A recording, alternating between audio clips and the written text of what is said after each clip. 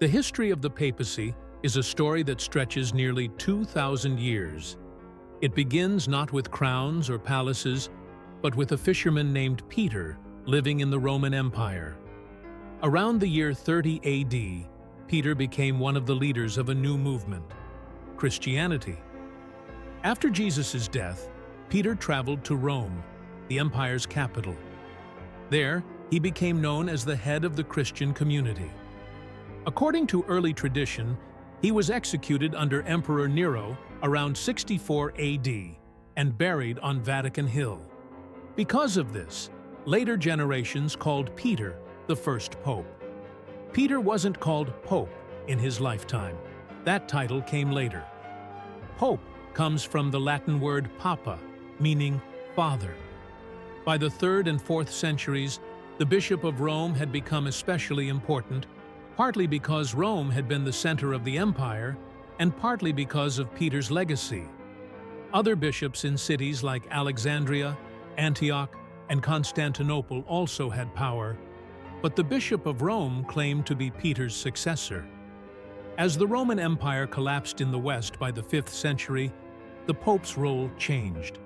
With emperors gone and chaos spreading, the Pope became more than a religious figure. He became a political leader too.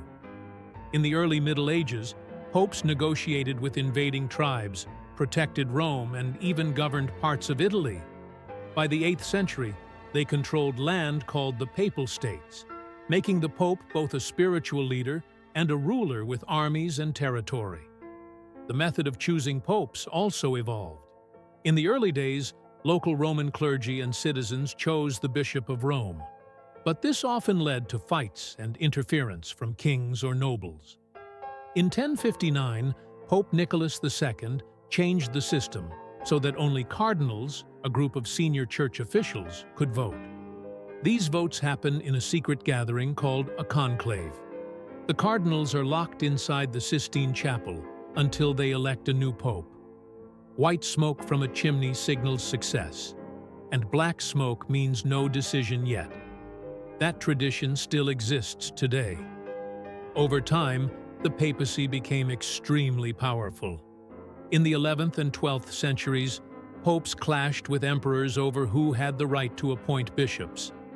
This power struggle, known as the investiture controversy, showed just how much influence the pope had.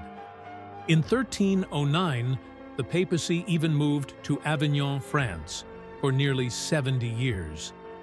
Later, during the 1400s, there was a crisis called the Western Schism. 3 men claimed to be pope at the same time. It was a messy chapter that took years to fix. During the Renaissance, popes became major political and cultural figures. Some, like Julius II, led armies into battle. Others, like Leo X, were great patrons of art. The Vatican became a center of architecture and learning, but corruption also grew.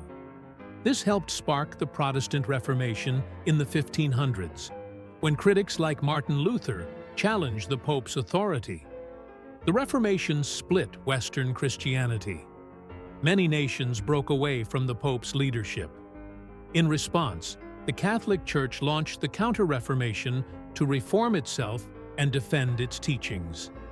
The papacy survived, but was no longer the center of European politics as it had been before. In the 19th century, the Pope lost his land.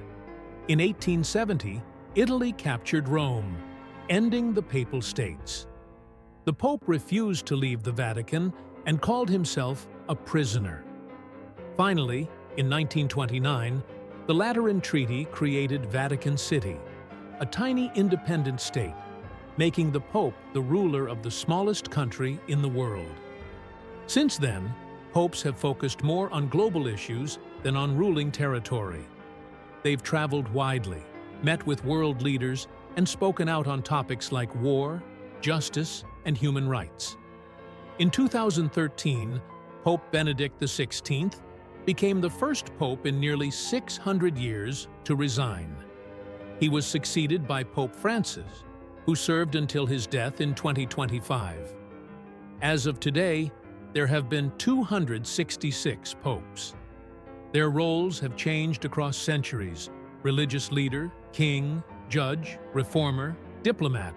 But the office has survived wars, revolutions, and even modern technology.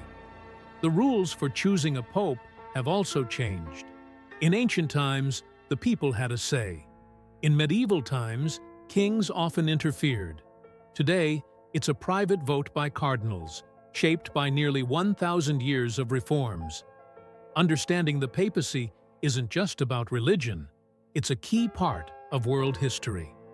The decisions popes made shaped borders, influenced kings, and helped create the Europe we know today.